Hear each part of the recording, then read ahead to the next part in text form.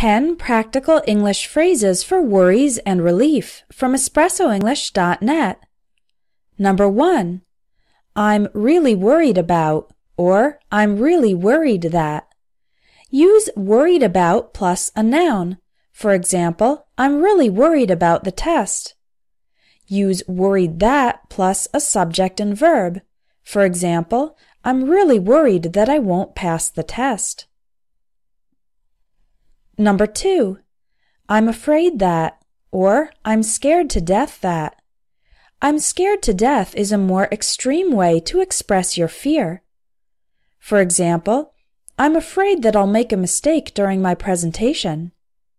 I'm scared to death that I'll forget everything during my presentation and just stand there looking stupid. Number 3. I can't help thinking and I can't stop thinking. Use can't help thinking when there's a thought that you know you shouldn't have, usually because it's illogical or untrue, but it keeps coming back into your mind. For example, I can't help thinking that if I turn down this job offer, I'll never have another opportunity this good. Use can't stop thinking when something is occupying your mind constantly. For example, I can't stop thinking about my upcoming interview. I'm really nervous. Number 4. It's been keeping me awake, or it's been keeping me up at night. Use this phrase when your worries are preventing you from sleeping. For example, I've been worried sick about my kids' problems in school. It's been keeping me up at night. This expression, worried sick, also means extremely worried. Number 5. What if? Use this phrase to express hypothetical bad situations that you are worried about. These situations can be in the past, present, or future. For example, Jason is 2 hours late. What if he got in a car accident? I'm not sure I can do such an intensive academic program. What if I fall behind in my studies? Number 6. Phew!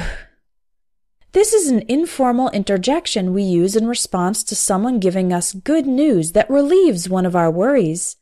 For example, if the teacher says, "Everyone in the class passed the test," a student might respond, "Phew, I thought I'd failed for sure."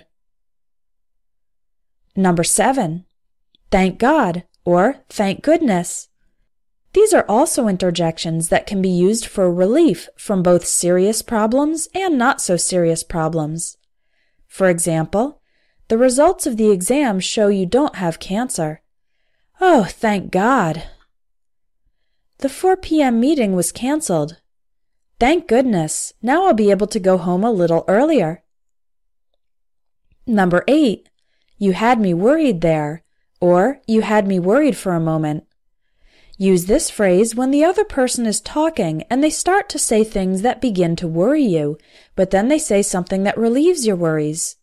For example, if your mother is complaining a lot about her marriage and you begin to suspect that your parents might get a divorce, but then your mother says, "I would never leave your father."